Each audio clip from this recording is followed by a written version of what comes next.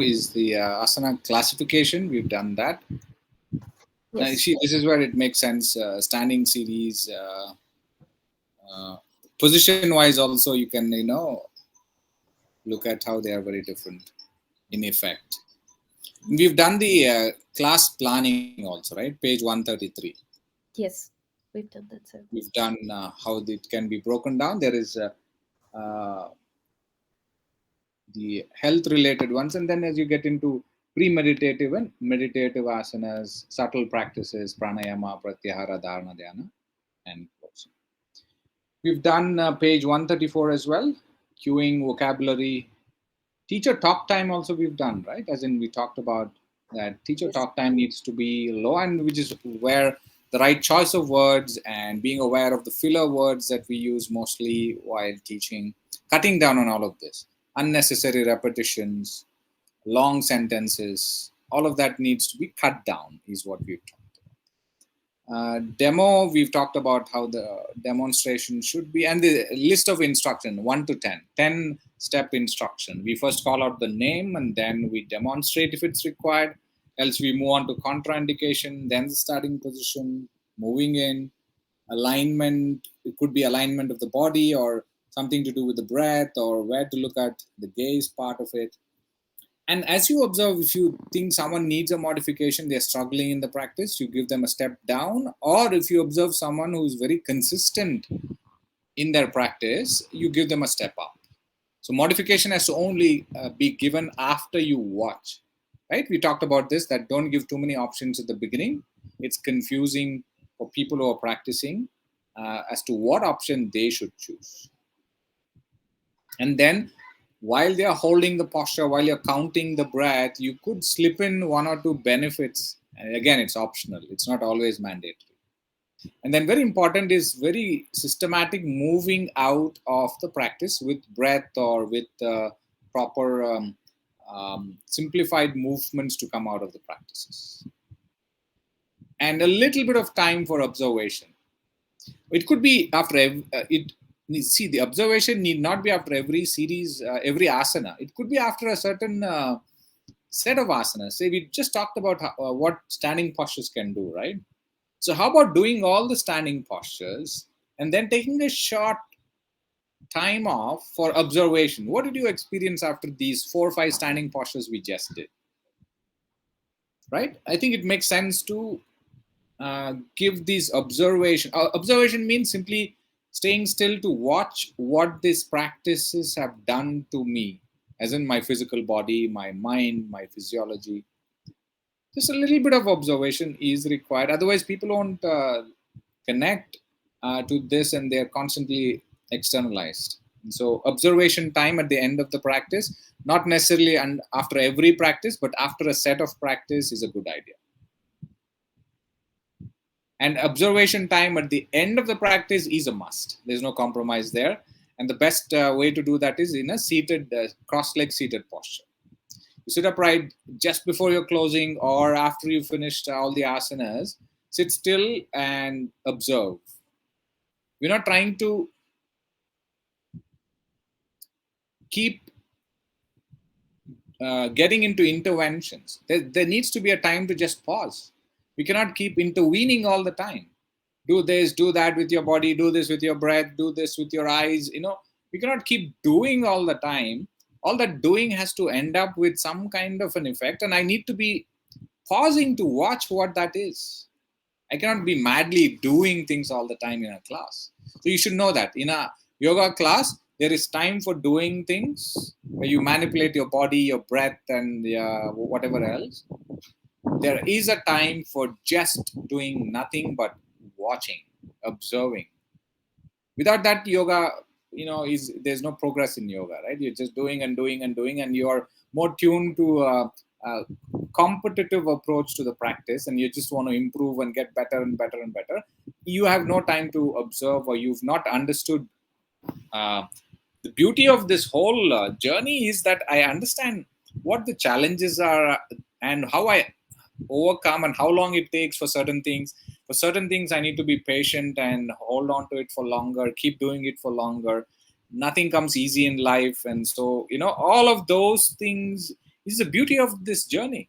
It's not the final goal that we are all after, and that's the only thing that is uh, very valuable here.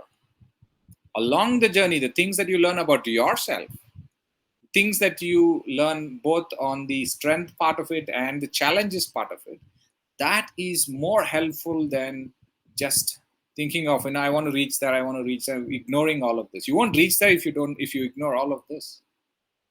So that journey part is very important.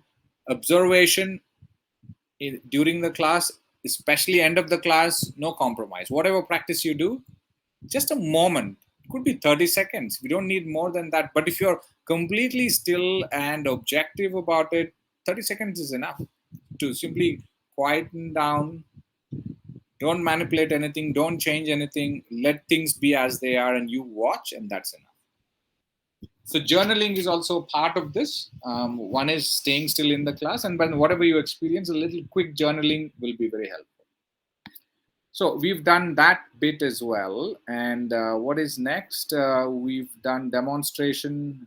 Correction. It's not applicable because we are in an online mode mostly. Deep, can you maybe elaborate a little bit more on the observation part? Maybe give an example if possible. Let's say Sure. we did, let's say, Birvadra 2 asana, right? Yeah, Uh, yeah. what comes the observation? So like I'm saying, right, sometimes one posture, like say you do a headstand and you come out of it, there's quite a bit to observe, because there are large physiological changes that you can easily observe. But sometimes but most other times it's the series. You do warrior 1, warrior 2, you've done Ashwasanchalana, that series you do, and then take a break to watch what the standing series have done to you. I mean, you can still find some differences between these individual asanas, but as a whole would be a better way to observe.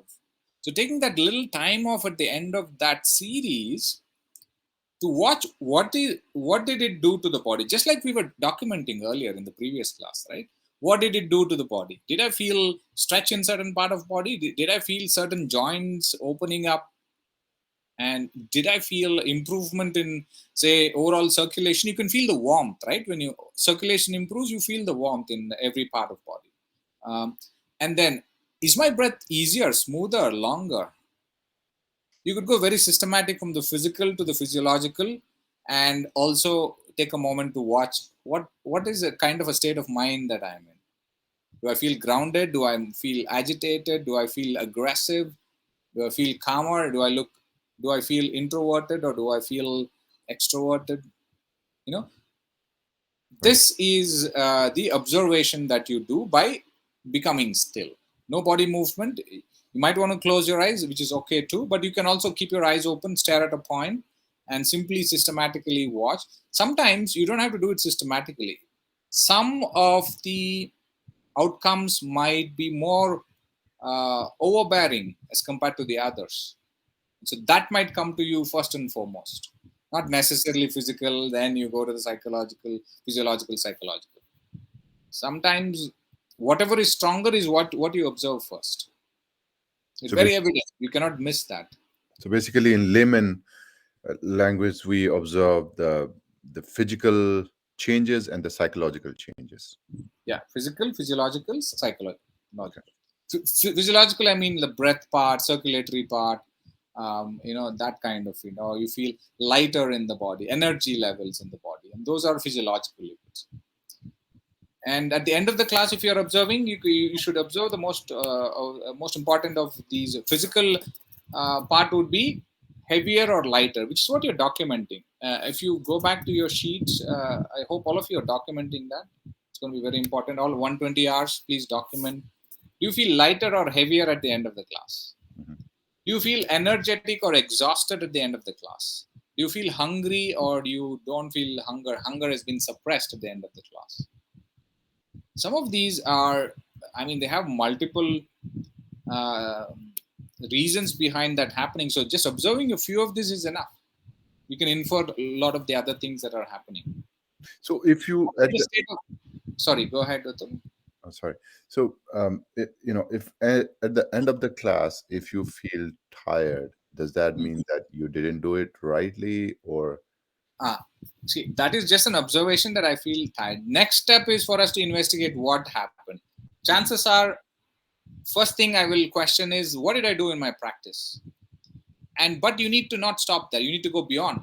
You need to check, what did I do before the practice? Mhm. What did I do yesterday? How was my sleep yesterday? Who did I interact with? What kind of interaction this was in the recent past? So investigation will follow after this observation. Okay. Observation you can do quickly and just leave it. But at times what happens, I would say, investigate deeper when this is recurring.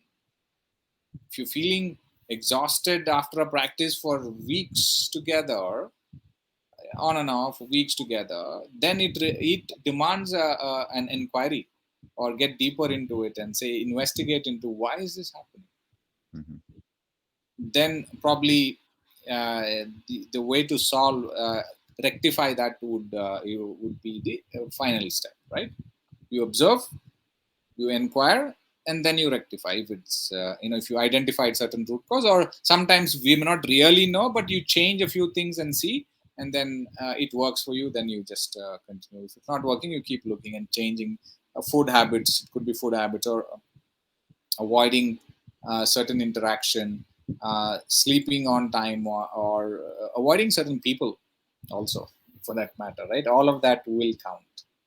So it's a very you could take it as a very systematic way. Documentation will help, and that is the difference between, say, generally doing physical activity and forgetting about it.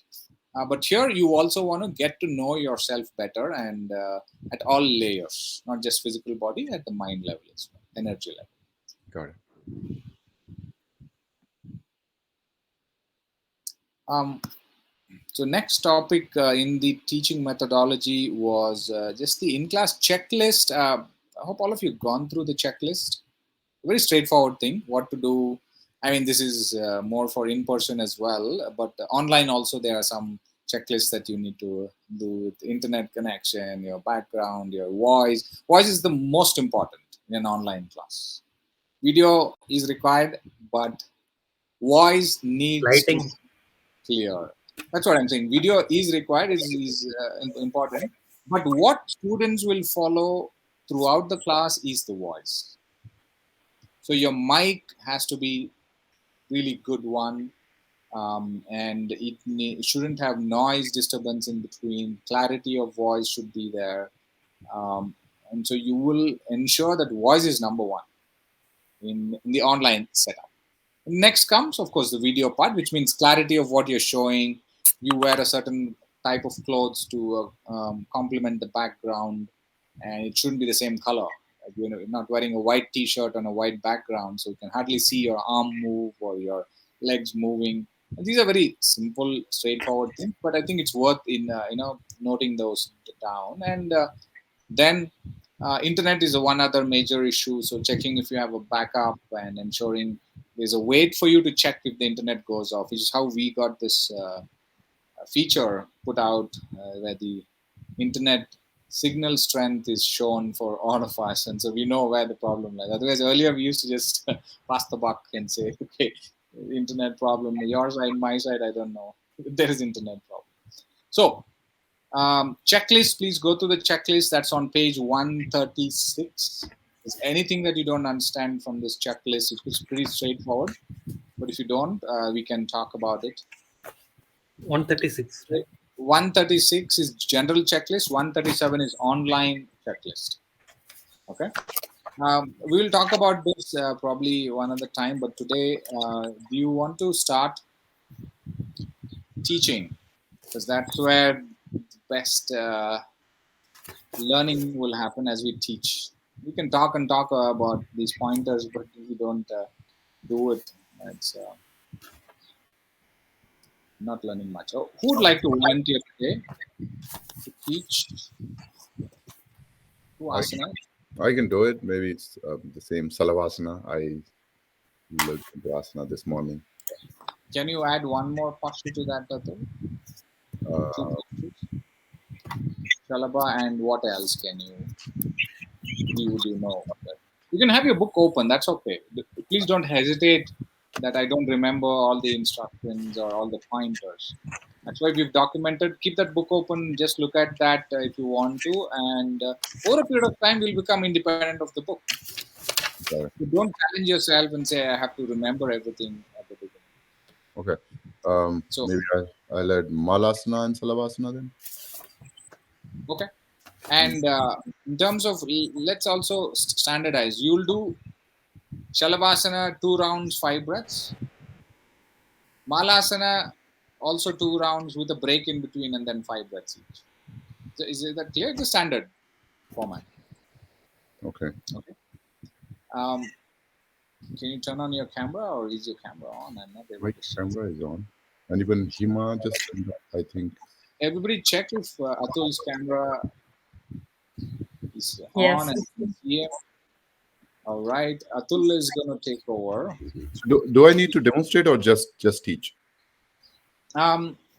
See, this is a particular group. Who's the group that you're going to teach? We don't have to assume anything here. This is a group who's been practicing, Mhm. and so you can feel comfortable just to talk to them. But if you watch that somebody is not able to understand, then it warrants a demonstration. Then you will say, okay, watch, hold on, not like that. I want you to do it this way, and you'll go and show it. Okay. So maybe let's start just with the But for teaching. some teachers, right, they feel very comfortable talking about it while they're doing the practice. That's when the pointers come to their head, right? Otherwise, I have to remember everything. While I'm doing, it's very easy. Okay, this is the first step. This is the second step. It comes very naturally if I do. So, if you want to do and instruct, just ensure the voice is clear. Go ahead and do it. Okay. Maybe I'll give it a try without demo and. Yes.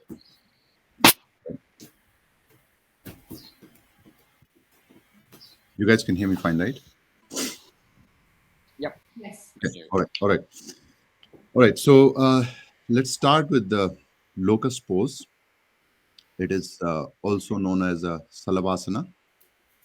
And the classification of this is a back bend, a prone posture.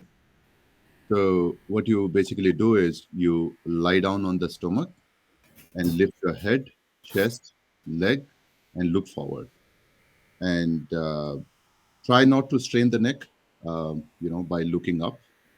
And make sure you use your core strength to lift your leg and chest higher.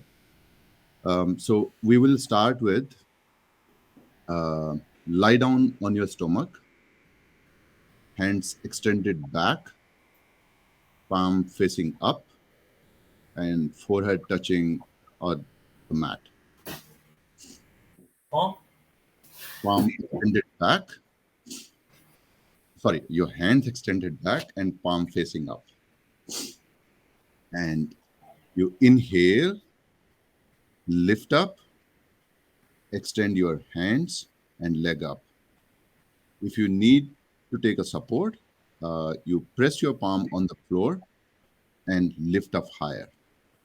So both the upper part of your body and your feet, your legs, you're lifting up. You need to tighten your buttocks to keep the leg high, and we will take a 5 breath here. 1, 2, 3, 4, 5. Exhale and come down. You can place your hand on the front, make a pillow, put your forehead on your hands, rest.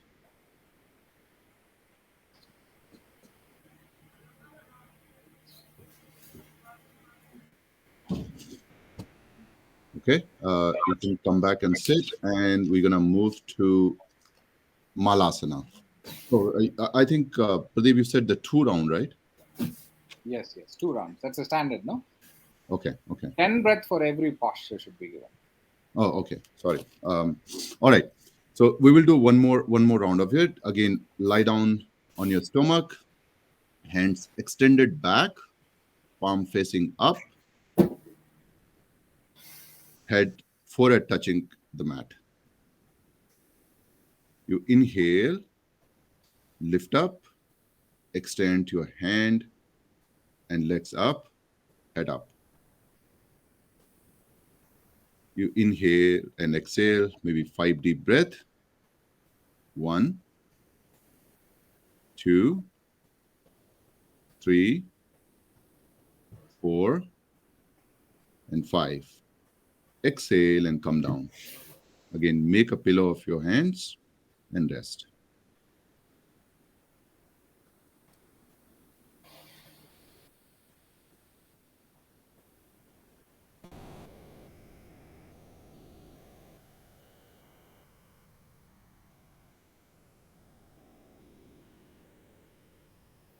Okay. Uh, Now we will move to Malasana. So you can sit in any comfortable position and go to, from that, go to Vajrasana. So Malasana is basically a deep squat, and it will work on your hips and groin regions. Um, so basically, you bend your knees. You can't hear me fine. Yes. Okay. So maybe this is something I need to demonstrate. I didn't practice for it. So we can start this with either with the Vajrasana, or we, if required, maybe we can stand up and with the hip width apart, and bend your knees, lower our butt, and sit. Your knees touching on the, your heels and your foot is actually firmly on the ground. Keep your back straight. Your hand into Namaskar Mudra.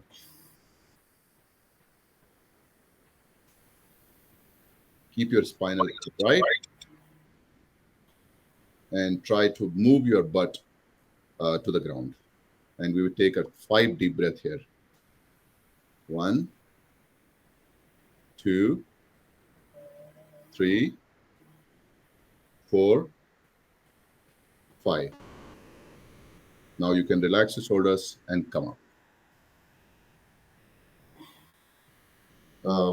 We will do the second round of it.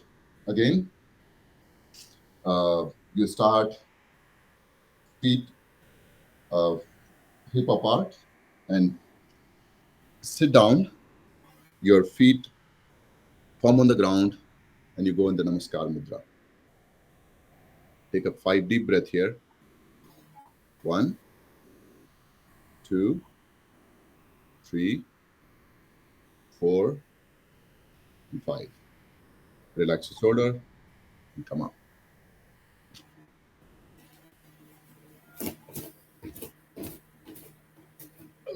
I guess that's it. All right. Everybody take a moment to just write down quick feedback for Atul. Atul, you also write your own feedback.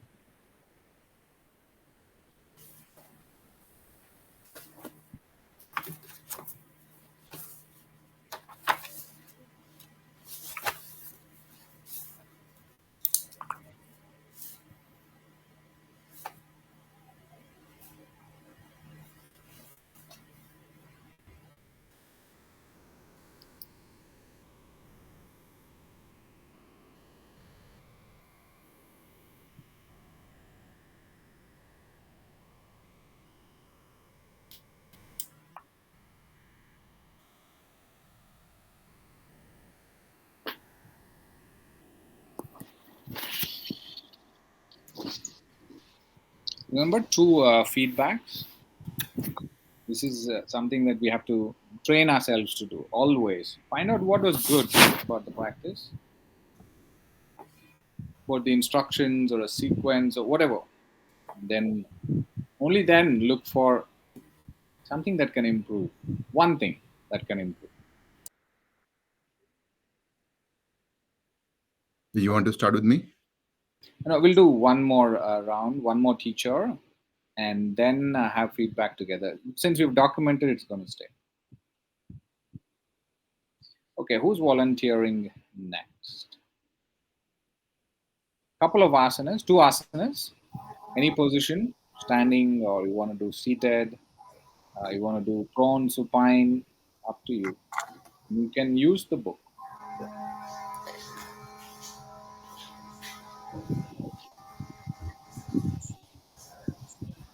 Sure, I am happy to do that. Go ahead, Shruti. Um, I'll highlight Shruti.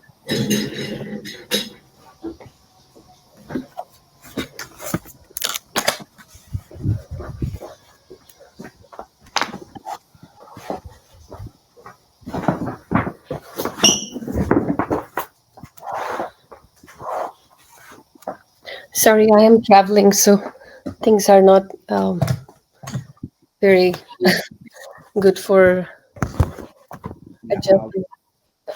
will be showing the practice. Yes, I will be showing it. We can see. I think all of you can see her.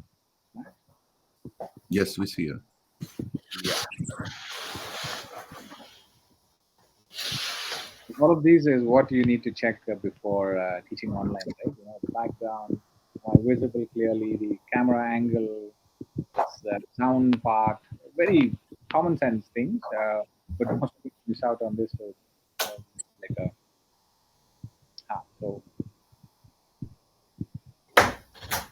camera angle based on what position you're doing it in, right? If you're Yes. doing mostly prone supine, then camera has to be dipped down. If you're doing standing, then obviously the mat can barely be seen, but because most of the practice happens at the top. So camera angle also will change based on what position you're teaching. In a regular class, you can stationary, far back, and then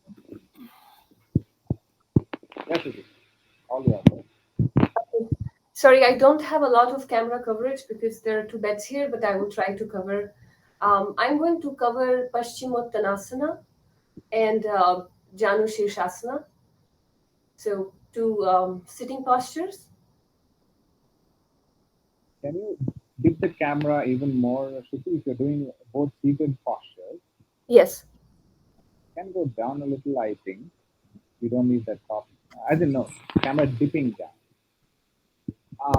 Yeah, just what, Is this better, sir?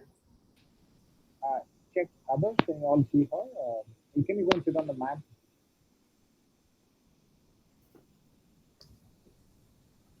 We see well. It's If you're good. on We the can ground, see you. it's good. Okay.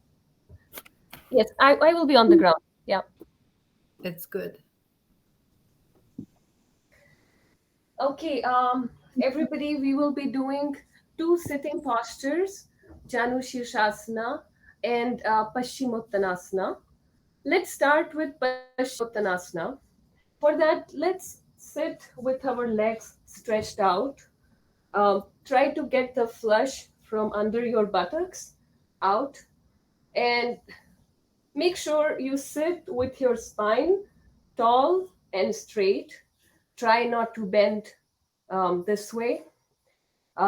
Let's do a little bit stretching of the feet first.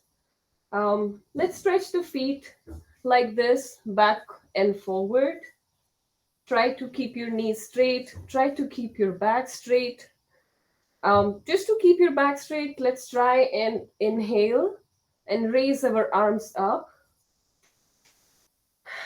Take a deep breath. Make sure your spine is in a good straight position. Make sure your arms are not too close to your ears. Give yourself some space between the arms, but try and stretch all the way up. Let's do a couple of inhales and exhales in this position. After that, inhale, and on exhale, we will try to bend forward. As we bend forward, let's make sure we think about chest to the knee rather than our nose to the knee or the head to the knee, so we can bend from the hips. Contraindications, people with back pain and back issues try to avoid this. But for others, we can try and go ahead with the move. Okay, now we have a couple of breaths here in this position. Let's exhale and try to come down.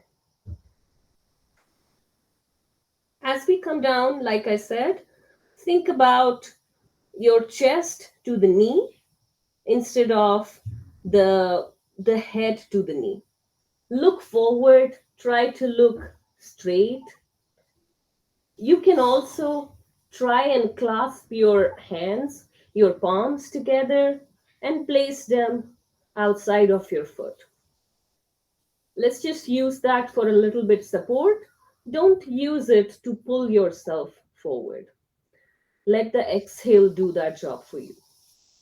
Take long inhales, and with every exhale, try and come lower.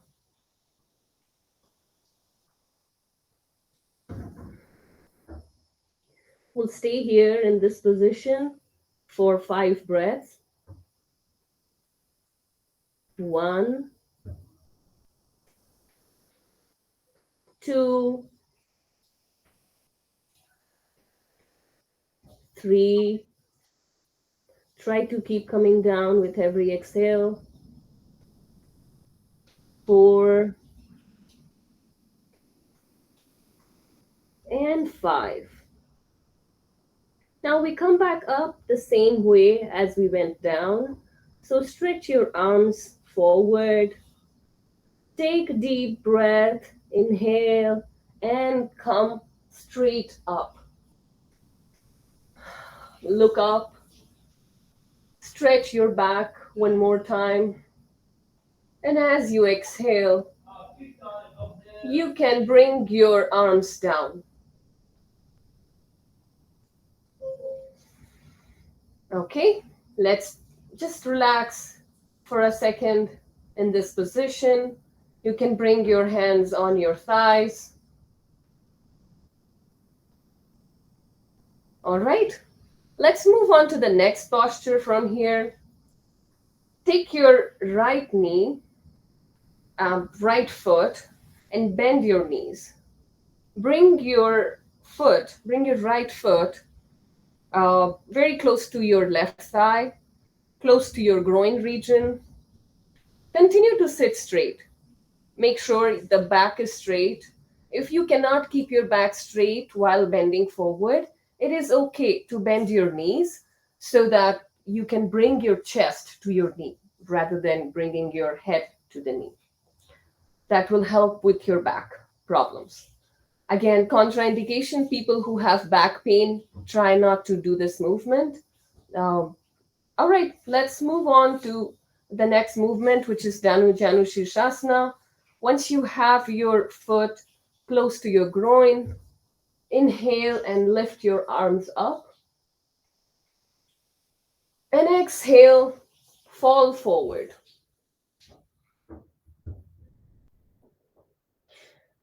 Try the exhales and use the exhales to come lower and lower. Make sure you don't bend your lower back. Try to keep it straight.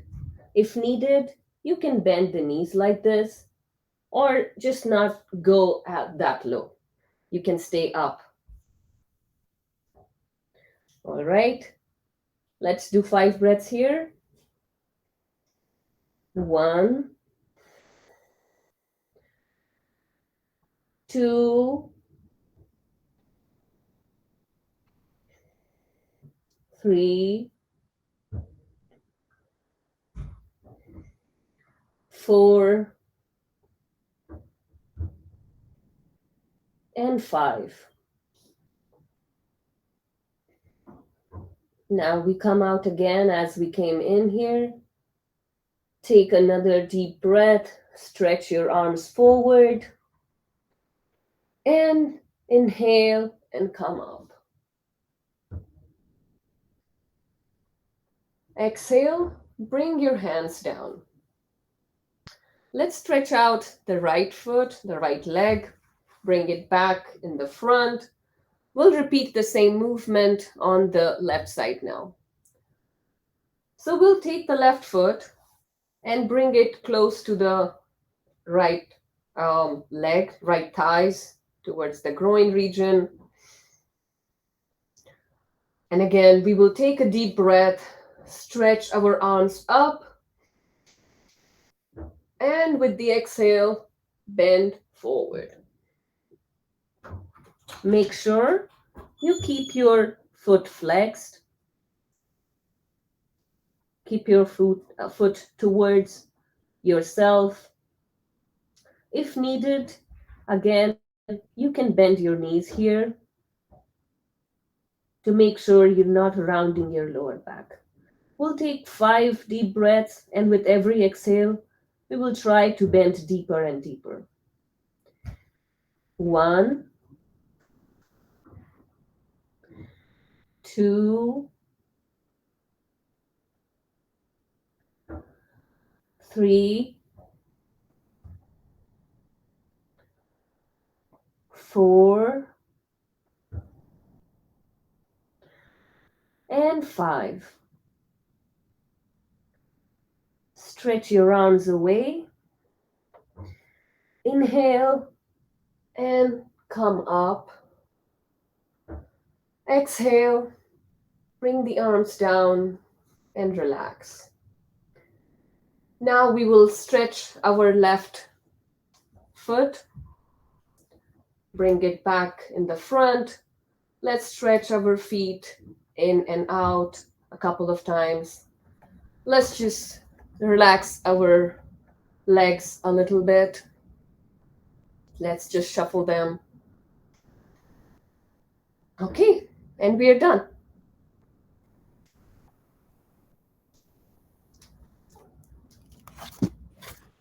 Please write down the feedback.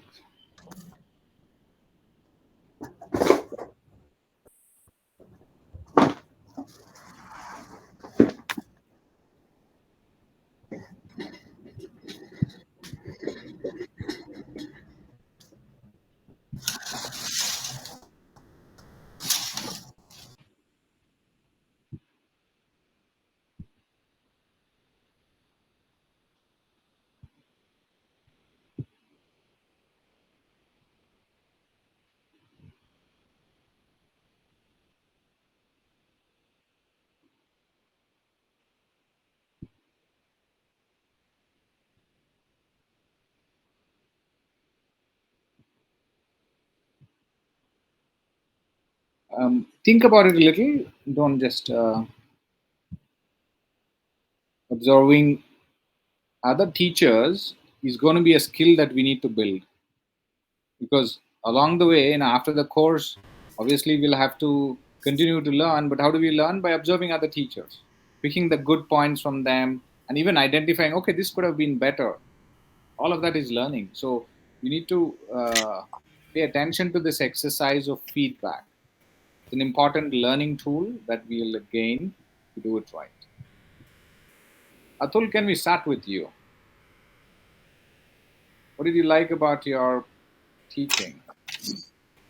Um, okay, so I think the pose, I did start with the pose name and the classification of the pose. Yeah, yeah.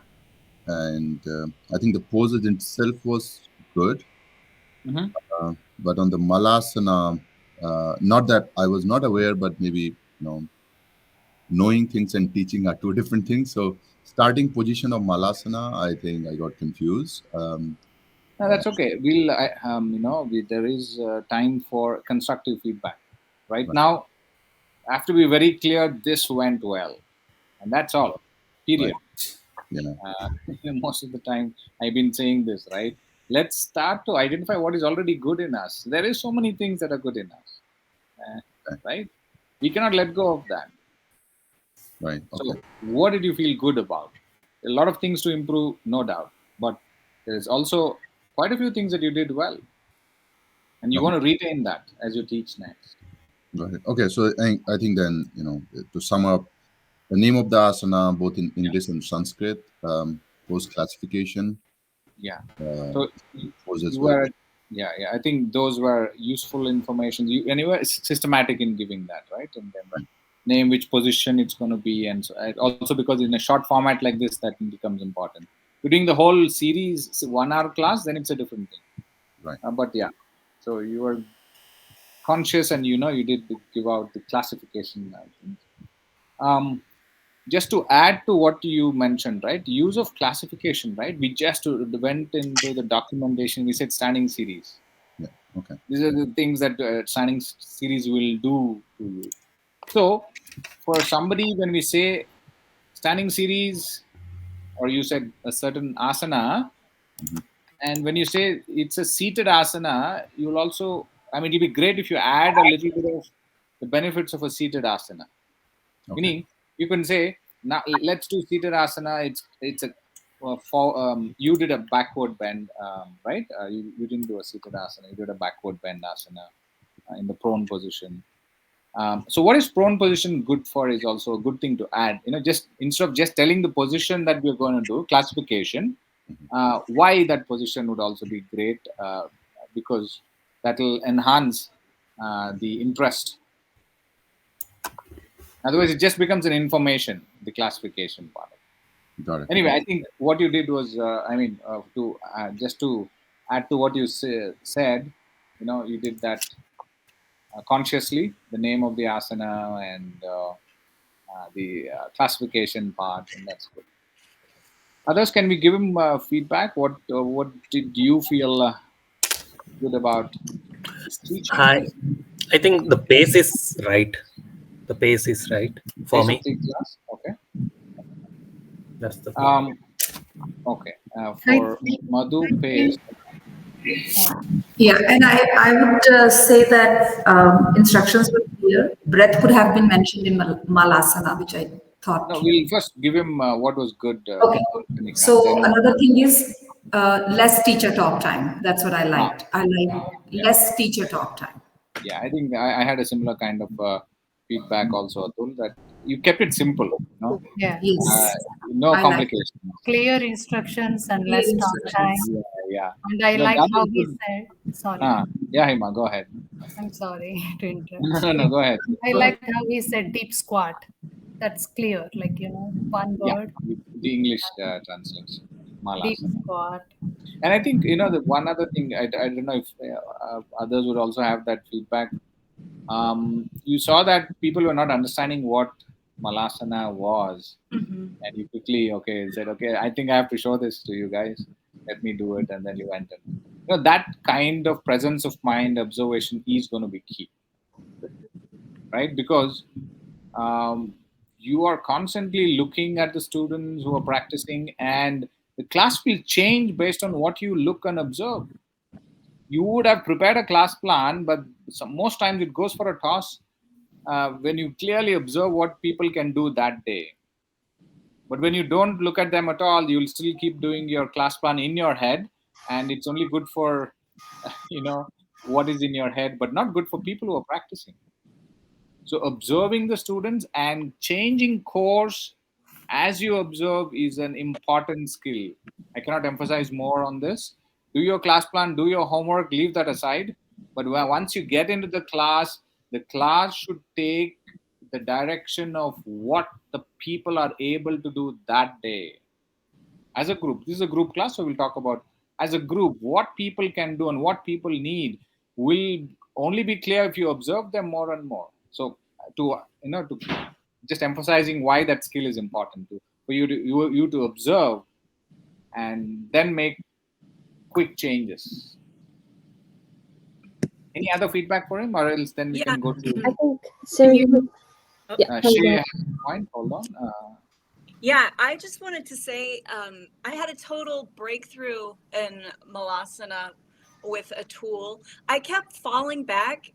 Every time I try to do it, I fall back. And like Okay. I've tried putting a block, but what he said was wide stance. And for the first time, it clicked and I didn't fall back. So it's like his Super. simple instruction of saying wide stance changed the whole posture. Like it just clicked. Yeah, So yeah. thank you. I'm feeling like a rock star. I know how you feel when you do it the first time, and then squatting, especially. I mean, for most Indians, squatting shouldn't be a problem, but because you're squatting all the while.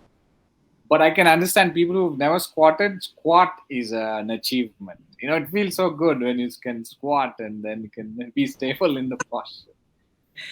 Yeah, and it Fantastic. was like with his direction, because it's a little less, it makes you work more. Anyway, it was just literally that very just saying wide stance, and I realized my stance had been too narrow, and that's Okay. what was causing it. So thank you. Yeah, super. You see, small things might help people. So don't assume that this is not important information. Don't assume that people might already know this. Why should I say this? Which is why your observation is also makes a big difference, and you start looking at people how they're practicing their bodies, and the foundation. This is the basic foundation part that Shay is talking about, right? And so correcting that, you see that the whole posture was more comfortable, stable for her. See, When you observe, is everybody doing the foundation right? Can I help them a little bit with the foundation? Can the feet be turned outward? Like, wide stance is one thing, and then for some of us, feet turned outward would also help. And so you're systematically moving from the foundation to the next level, and then next level, whatever grip and spine position, chest lifted up, then the breath and all of that. so one more thing, what I want to add, what I learned in the, so usually I will always attend the same instructor class. I always prefer to do that. But Okay. when people changed, I was hesitant to go to new class. But what I observed is the small points like this. Some Ah, teachers will uh, stress on some points, right? So when you attend multiple teachers, you correct certain little bits. poses, certain small things which the previous instructor would have not told, because it's not that they don't know, but some Yeah, people stress. mind. Yeah, yeah, got it. So Yeah, that really helps. At least in that I that is corrected in few yeah, poses, the that inverted is V. happening because you're being observant. Otherwise, most people would just not. But yes, which is a good point you made, Madhu. That different teachers might emphasize a little based on their own experience, probably. Some So are this just thing will really help. good. Some are good with observing students, and they know, even though they may not have had this challenge, they know that this person is struggling. Some would have gone through this challenge themselves, and they bring it into the class, which is also very useful. So yeah, valid point. Somebody else, Shruti wanted to say something, I think. Yes, sir. I had one feedback that his voice seems very confident when he's teaching, and I think the voice modulation is a very important factor of teacher's language, and I mean it just gives confidence to the students that this is not that difficult. If the teacher seems themselves very nervous, which most of us do, it can affect the student trying it. Yeah, So the confidence of the practitioner. yes, Yeah, yeah. understand. Okay. I think that was very good. Yeah, I think I would add to that saying that in general, all of us we need to aim to have a, a kind of pleasant voice, but the underpinning aspect of it has to be that you are very affirmative about it. You're very sure about it. You're very confident. You want this to happen. Most of the time, how we make this known to others is by rising our voice, right? Louder voice. That's when we think, okay, he wants it really badly. That's why he's rising his voice up, being loud. But yogic approach is pleasant voice, but yet affirmative. No, I want you to do this. I don't have to shout. I'm very clear. I want you to do this. No, aim at that. That because voice is going to be very important. We use the voice throughout the class, and it simply conserves energy, and that's very important as a yoga teacher to have energy to give it to students. So this voice thing, pleasant, I wouldn't say soft, but pleasant sounding, not loud, not hesitant, nervous voice, but pleasant at the same time, affirmative. I'm very clear that I want you to stretch your legs out and bend forward. And so that kind of reminded me, what Atul, simplicity, and you have that fundamentals. You need to build on that. What would you like to change, Atul?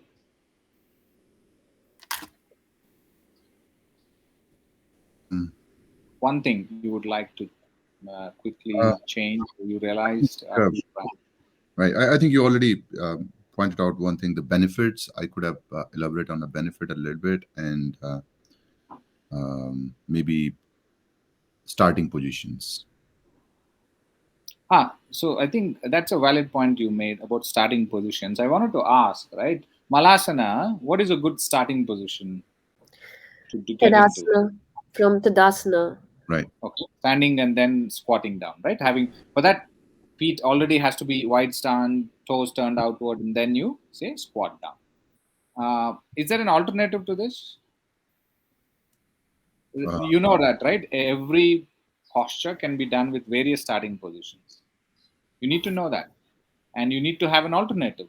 What if somebody has knee conditions? They're not able to squat from this standing position to squat down without any support. Knee conditions, they'll definitely won't be able to do that. So forward bend and then squat. Vajrasana? Vajrasana is also not a good option to. Forward bend. How do you get into a squat from Vajrasana, which is also what you mentioned, Atul? You said let's get into yeah, Vajrasana. How will yeah. you move? Yeah, so same issue of the knee condition will. Right, right. Be- Yeah, What I for? think so. The part of the problem for this particular asana is being an Indian, it is very natural for me to sit in squat position. Yeah, which is how I thought. You just assumed everybody will do, and then after that you saw that not everybody is able to. Right. Got it. Um, Seated position is seated with the legs stretched out, Can we do hands it behind the one? back. Hands behind the back. Can one of you show this practice? I think Kanika is already set. Can you stretch your legs out, Kanika? Yeah. Bend your knees. Yeah. Feet apart. I mean, same malasana position. Hands back. The hands back on the floor. Yeah. Hands back on the foot turned outward. Right. The same malasana position. Feet apart and hands are behind, and now you're transferring the weight from the hands onto your feet. And hands can stay there. For some, they may not be able to. They may not have the ankle flexibility. So hands still there and trying to move forward is an alternative that you should know. I'm saying there are various ways of starting position that you need to know to help people get into the practice. Someone can just stay here with the hands on the floor, onto the fingertips, maybe slowly transferring weight onto the toes, foot. And then if you say, some of you, then you could say, stay here. If you feel very stable here, if you can take off hands, bring it to the heart center and use your arms to open up the knees and lift that chest up. So you've now, with one posture, you've given option to both people who may not be able to squat and also people who can. Okay, so I just wanted you to talk about that starting position. Standing may not always be the right one, especially for the deep squat like this without any support, wall support or something. It is going to be challenging. And coming out also, just imagine standing up from here into squat. Now, so the best way to come out of this for all of you is squat down, Kanika. Place your hands on the floor. Hands on the no, hands in between the knees, hands on the floor, head down, lift your hips up, straighten your knees, then come upright. So out of the two, what do you think was challenging? I mean, if the knee is fine, people will find that okay, but these are the positions. Coming out is when people will hurt themselves. Just want you to know. um, So starting position, I mean, moving in and moving out, both we need to sort out.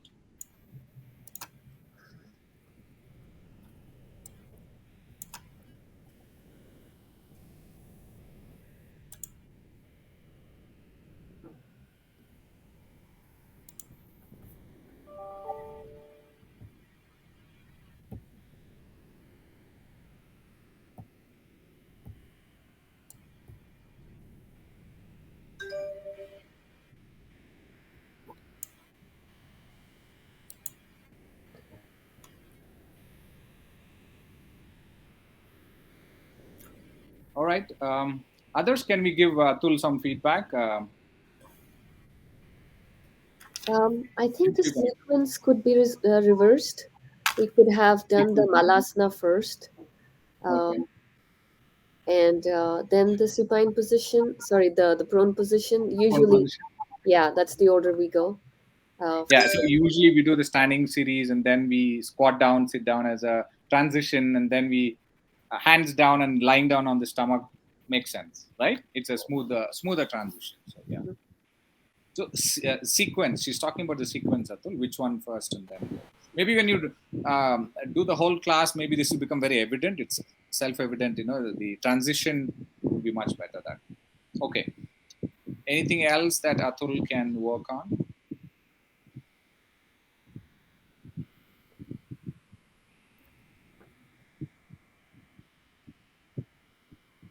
I just have a question, and it has nothing with the teaching of Atul because everything was fine. But I wanted to know because I noticed few people have done Shalabhasana with the palm facing up. I was used to always do it palm facing down. Is that an option or it's a wrong thing to do?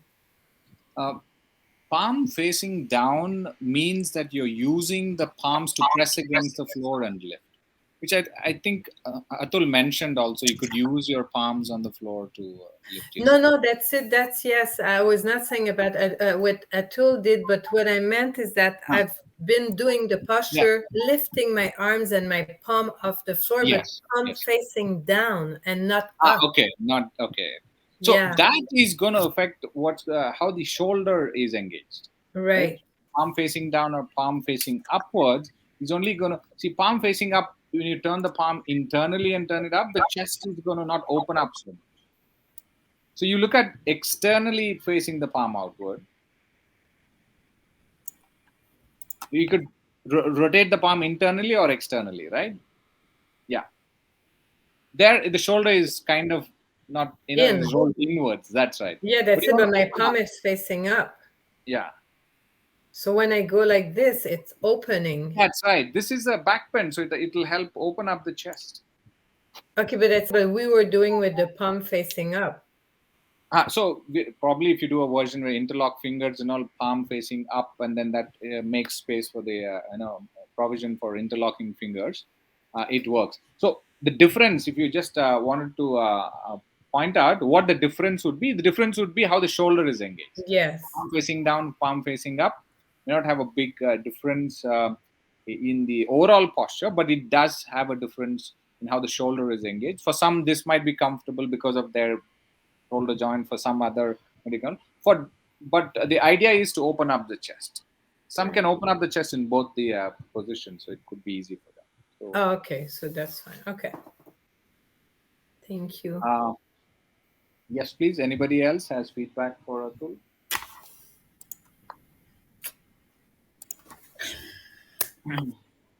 Atul, one thing looking at the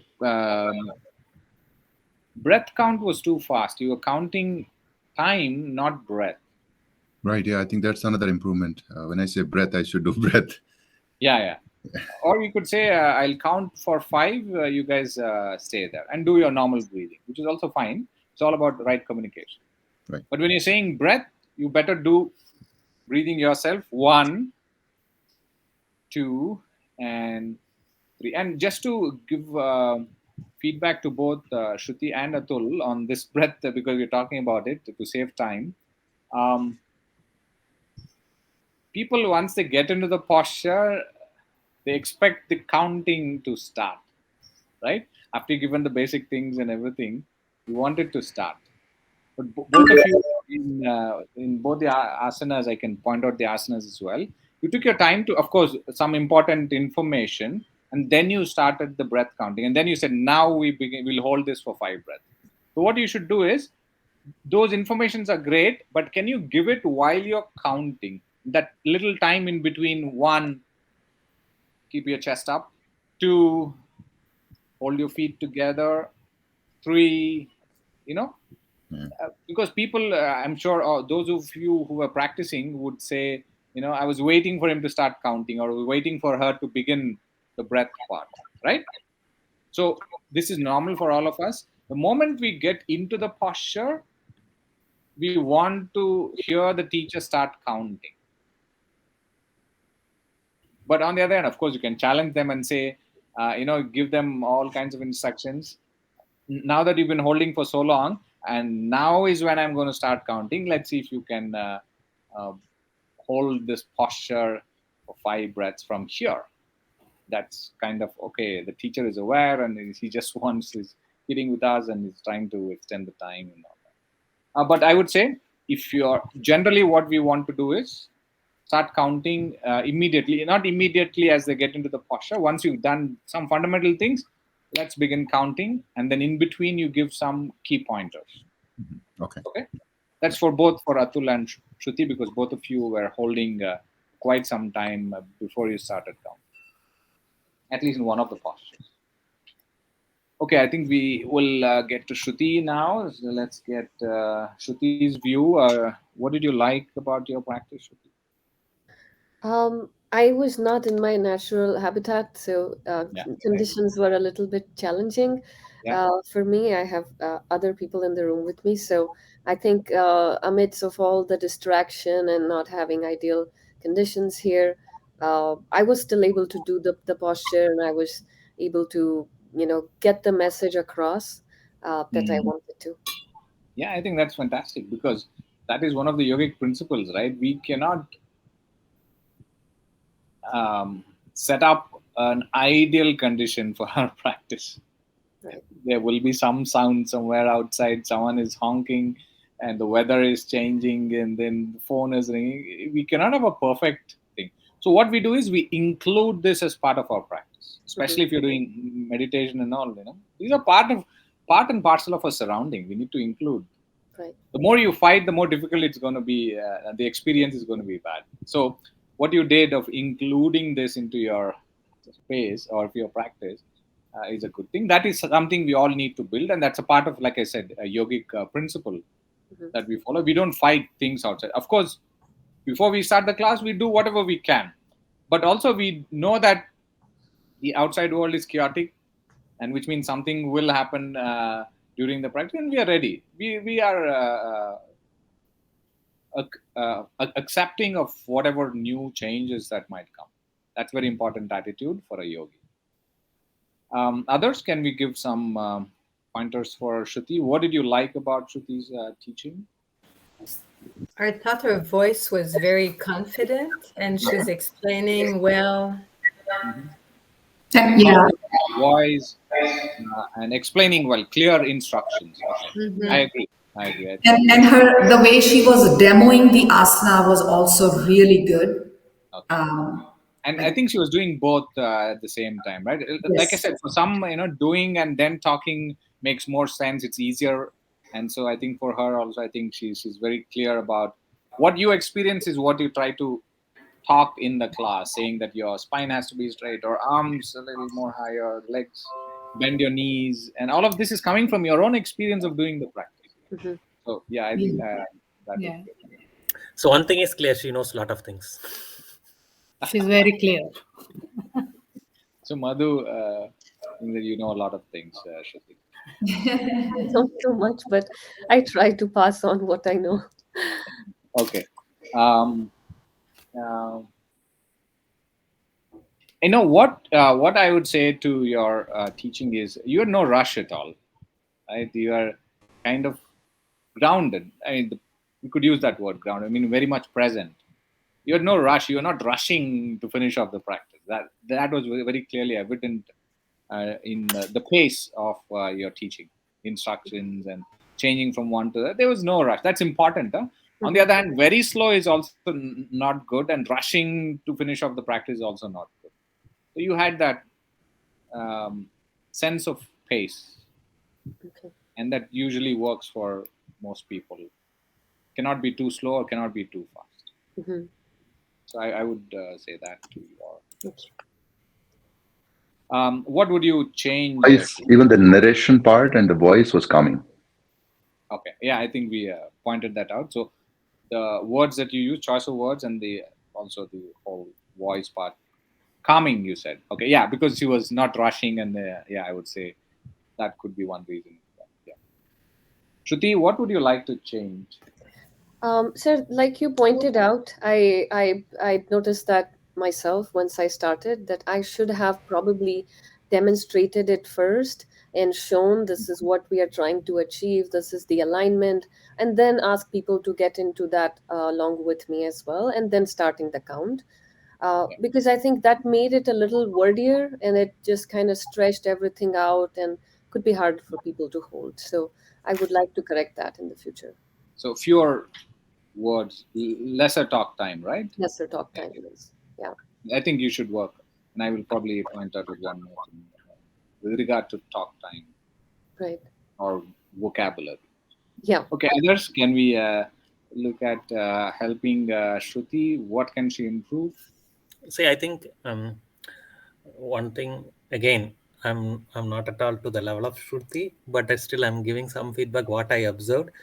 Uh, See, second time, again, it's related to talk time or the words, but second time. So when we do in, so usually as a yoga practitioner, only most of the listenings I listen only during the first side. The second side I don't listen much because he would have explained everything. The only change is the leg. So maybe when you explain to the second side, you can be very simple because you Mm-hmm. explained everything first time. Mm-hmm. Yeah. So we observed everything. So second time, usually when he says second time, we will start doing. We will not wait for the instructor Mm-hmm. to again. So that's one suggestion. Okay. Yes. Okay. So you could we simply say switch sides, and then Madhu said that you don't have to give all the instructions you gave in the first place. And the other thing you could do alongside is if you have a certain set of pointers to give some in the first half and give some in the second half. That way, you're not wordy in the first part, and it takes longer.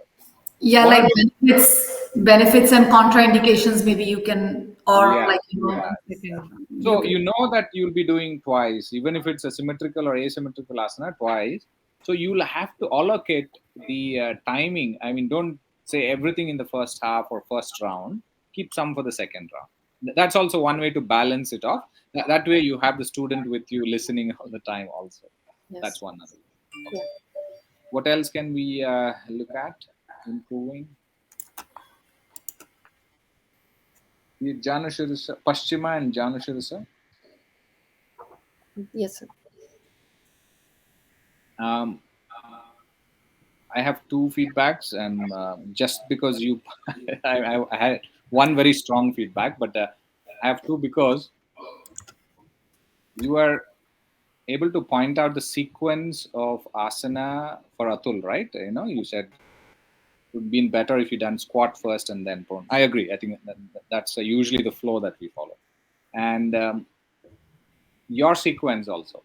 Janu Shirisa first and then Paschima. Okay.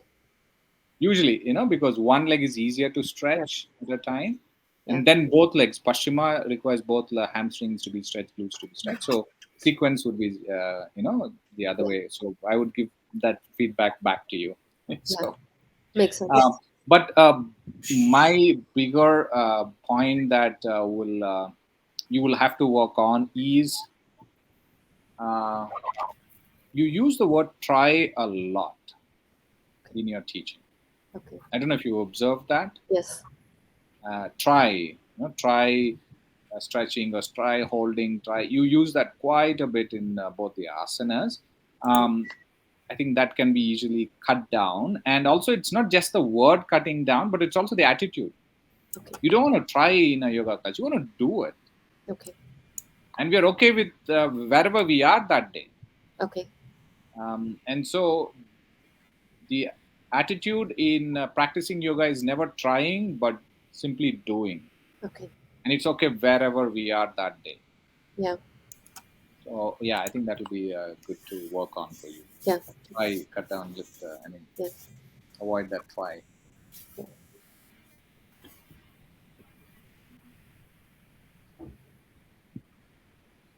Okay. Anybody else? Any other feedback? Super. We are picking up quite a few principles as we do feedbacks and other things. Make a note of it.